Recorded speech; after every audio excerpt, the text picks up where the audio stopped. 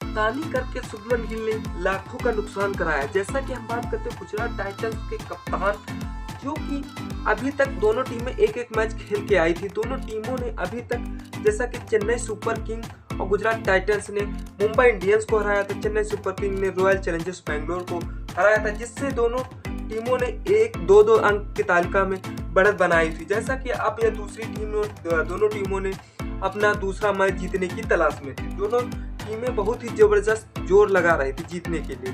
जैसा कि लेकिन उसमें एक नया नियम एक लागू हो जाता है, जो कि उसमें उसकी वजह से गुजरात टाइटंस के कप्तान शुभमन गिल पे जुर्माना लग जाता है। वह नियम नहीं फॉलो करते हैं जो नियम फॉलो करने चाहिए गुजरात टाइटंस के कप्तान को शुभमन गिल ने, जिससे नियम तोड़ने पर या इन पे फाइन मार दी जाती है। जो कि फाइन मारने का कारण यह रहता है, उन पे 1 नहीं, 2 नहीं, 10 नहीं, 20 नहीं, पूरे 12 लाख रुपए का जुर्माना लगता है शुभमन गिल पे। ऐसा क्यों होता है?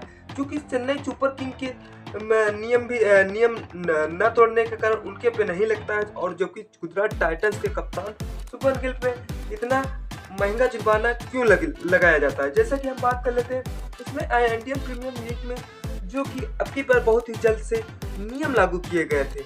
अगर जो नियम ऐसे लागू किए गए थे, जो कि उस नियम को कोई भी तोड़ेगा, वह चाहे जो चेन्नई सुपर किंग हो, चाहे रॉयल चैलेंजर्स बैंगलोर हो, चाहे एमआई हो, जो किसी भी टीम का अगर नियम तोड़ती है तो उस पर फाइन जरूर मारा जाएगा।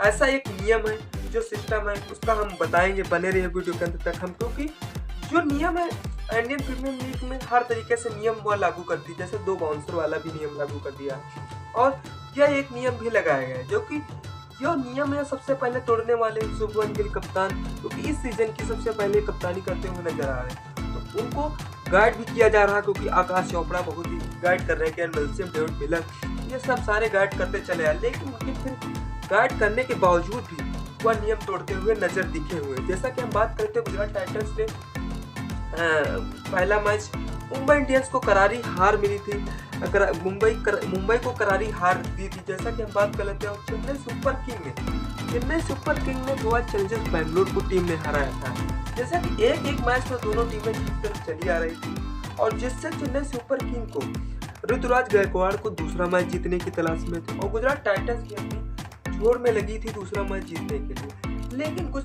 उसमें अचानक अचंभो बहुत ही बड़ी परेशानी पैदा हो जाती है। जैसा कि शुभमन गिल को कप्तानी पे करते हुए पीछे से 3 लोग गाइड करते चले आ रहे हैं, किस तरह से कप्तानी करनी है, किस तरह को फील्डिंग सजानी है, सारी बातें बताते चले आ रहे हैं। लेकिन उसमें भी कुछ गलतियां हो जाती हैं। भले आदमी से पीछे से कितना गाइड करे, अगर पीछे से सामने वाला टैलेंटेड आदमी नहीं है तो उसको गाइड करने से क्या फायदा है, क्योंकि वो नियम ही तोड़ेगा। जैसा कि हम बात गुजरात टाइटंस के कप्तान शुभमन गिल ने चेन्नई सुपर किंग के खिलाफ यह मुकाबला था, जो कि चेन्नई सुपर किंग ने यह 63 रनों से मुकाबला जीत लेती है। लेकिन उसके बाद यह पता चलता है कि गुजरात टाइटंस के कप्तान शुभमन गिल पर यह फाइन मार दी गई। जैसा कि यह फाइन मारने का कारण यह रहा, जो कि एक इंडियन प्रीमियर लीग में एक तय समय होता है कि इतने ओवर में तुमको 20 ओवर कराने हैं, एक टाइम टेबल दे दिया जाता है। उसमें टाइम टेबल की वजह से शुभमन गिल उस टाइम टेबल का ध्यान नहीं रखते हैं।